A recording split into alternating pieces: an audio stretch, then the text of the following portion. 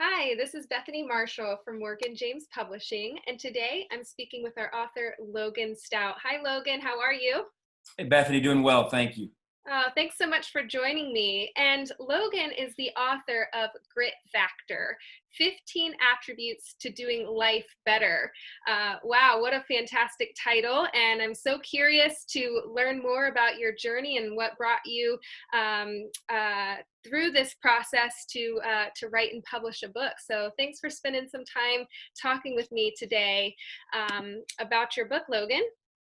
Well, thank you. No, it's a great question. I've traveled the world with, John Maxwell to you name the person. And it's interesting, John and I actually were laying on the beach in Fiji. And for those of you who don't know John, I strongly recommend. He's like the most famous leadership author of all time. But we're on the beach in Fiji on vacation. He's like, Logan, you need to write a book. I said, well, I don't want to write a book. He goes, you need to write a book. And I said, that's not my thing. That's your thing. And John said, well, I don't like writing books. I said, John, you've written 86 of them. Like most of them are New York Times bestsellers. What do you mean you don't like writing books? He said, Logan, I'm a communicator that writes, not a writer that communicates. He said, that's you.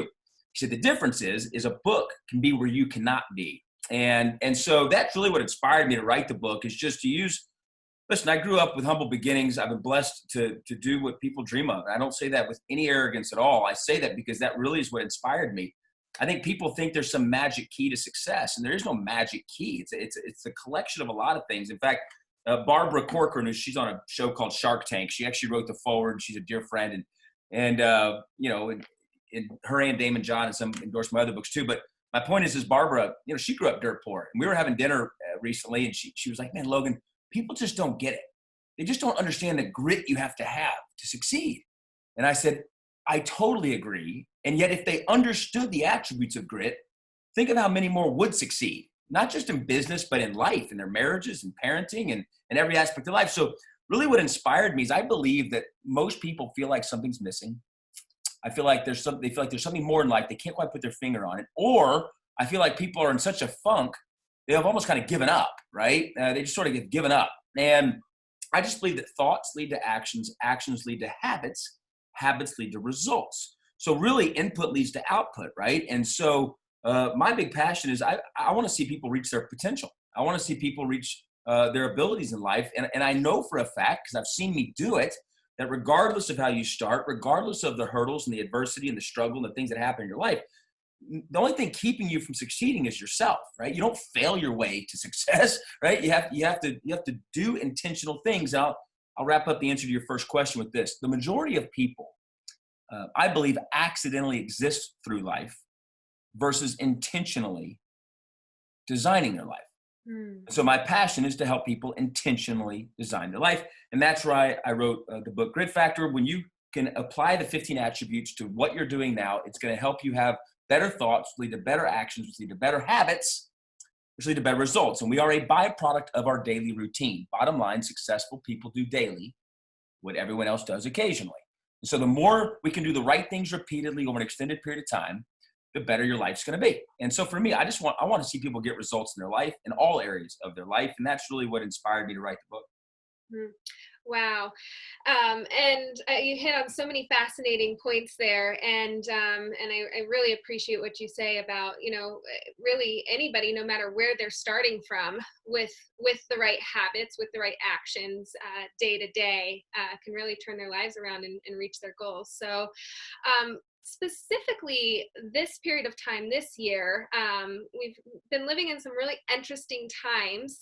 And what's also fascinating about your research is that you literally show people how they can actually grow grit in their lives. So could you talk about that specifically in this period of time where people are faced with challenges or situations that are really unprecedented?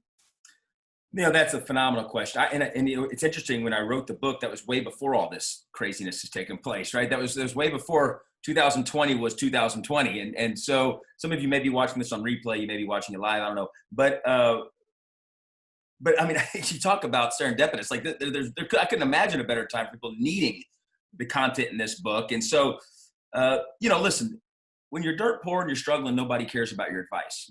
I've been blessed to generate, billions with a B, billions of dollars in my career and business. And that just kind of opens doors to this inner circle in the world of people that, you once admired, you're now having dinner with. and people that you buy their records, or you watch them play a Hall of Fame career. They're people I get to not only do life with, but they call and ask me for advice. And, what's been interesting is when I look back, whether it's Shaquille O'Neal, when he's, I'm at his house, or whether it's, Carrie Underwood, or whether it's, it doesn't matter, the person. They're all different, really. I mean, their personality types are all different. But they have common attributes that have taken them from where they were to where they are. People don't even know this. Shaquille O'Neal got cut from his high school basketball team, right? Carrie Underwood had given up on her music career until somebody basically had asked her to go to American Idol, right? I mean, Troy Aikman, right? He had to transfer from University of Oklahoma to UCLA, right? I mean, the list goes on and on and on and on and on of people. Darwin Deason, a multi-billionaire business partner of mine, grew up dirt poor on a farm in Arkansas, borrowed $50, right, to go work in a mailroom in Tulsa, Oklahoma. Long story short, became CEO at 29, sold his company, ACS, for $6.4 billion, right? Like, these people aren't magical. The people at the top of Success Mountain didn't just fall there. They use the talents that they have, and then they grow them.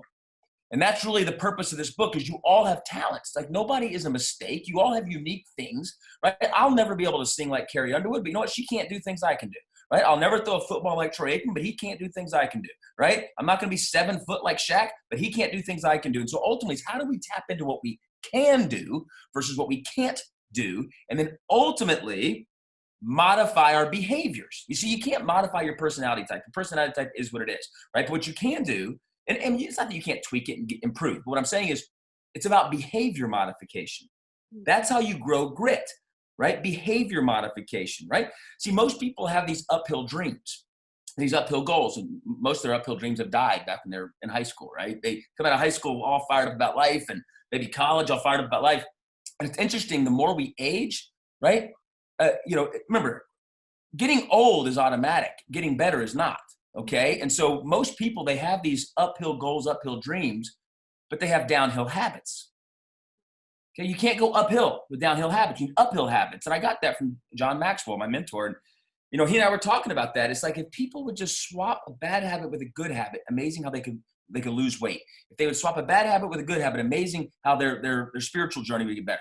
A bad habit with a good habit, how their finances would turn around. Like, these are not insanely complicated. And I think the biggest thing I want people to get out of this book is it's an interactive book. This isn't just a page reader where you just read it, right? Like, it's interactive with work. There's things that you work on in here.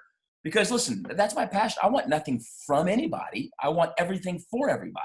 And that would be my encouragement to you is listen, documentation beats conversation. The information in this book is not my opinion. These aren't, well, there are some opinions, but there's data in here where if you will simply apply it, okay, just watch what happens to your life.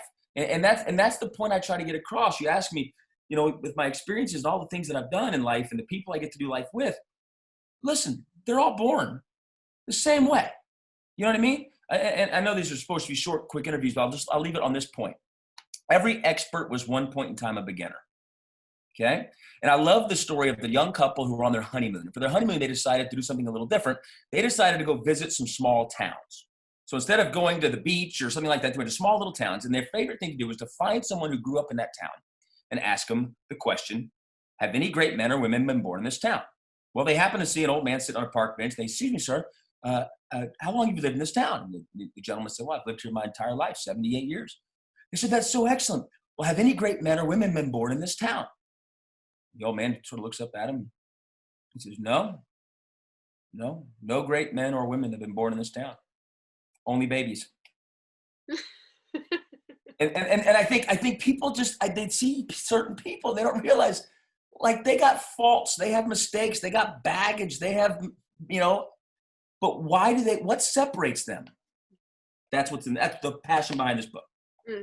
Wow. And I love that. And I love that, you've really lived it. And then you've taken the experience from your own life, and then the experience from those in your network and in your circle as well, and really provided such a powerful resource for people who really want to take their life or take their, business or whatever, element in their life to that next level. So another question for you. I know that grit factor is very unique, that it applies to everyone, and thus helps people do better in life, really no matter where they're starting from. So all people can do better in life.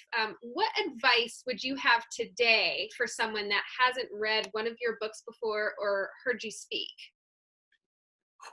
Get started.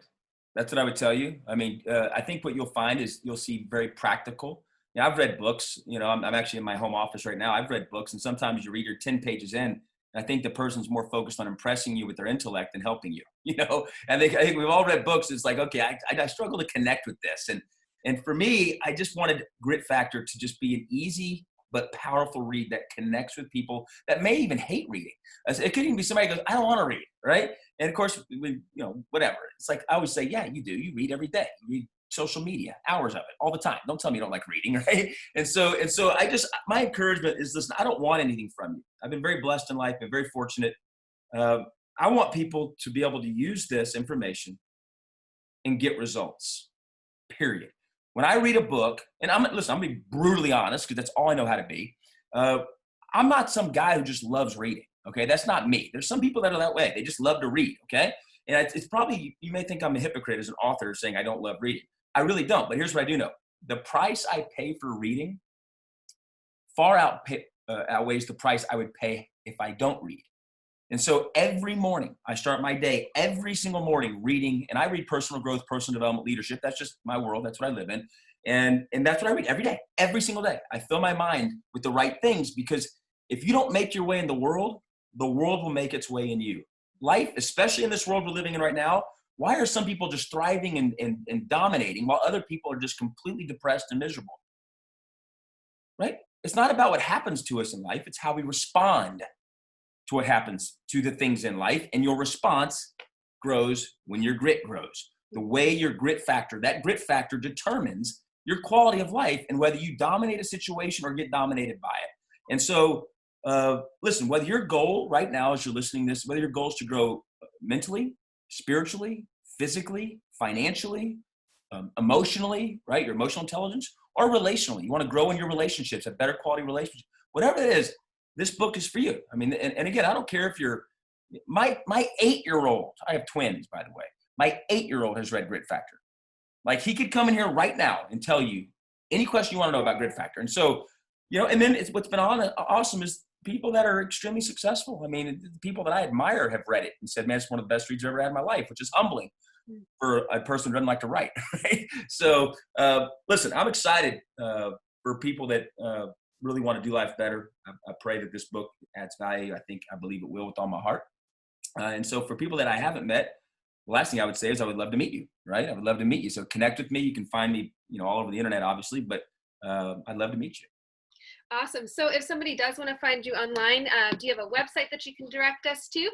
Yeah, it's just my name, loganstout.com, STOUT, loganstout.com. It's all there. And all my social media stuff's there as well. I'm pretty active on there. So if people actually message me or something, I actually reply personally.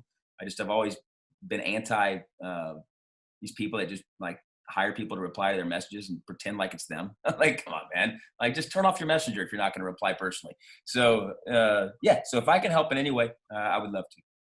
Amazing. So there you have it, guys. You can reach out to Logan. He'll respond personally even. Logan, thank you so much for your time. And I love that you mentioned that even your 8-year-old has read this book, and other people in your network who have achieved great success have read this book and rave about it. So it's never really too early or too late to begin driving into this journey. And Logan, congratulations on the launch of Grit Factor. We're so proud of you and excited for this book to really get into the hands of readers, and we know it's going to change and impact a lot of lives. So thanks for your time today. Thank you.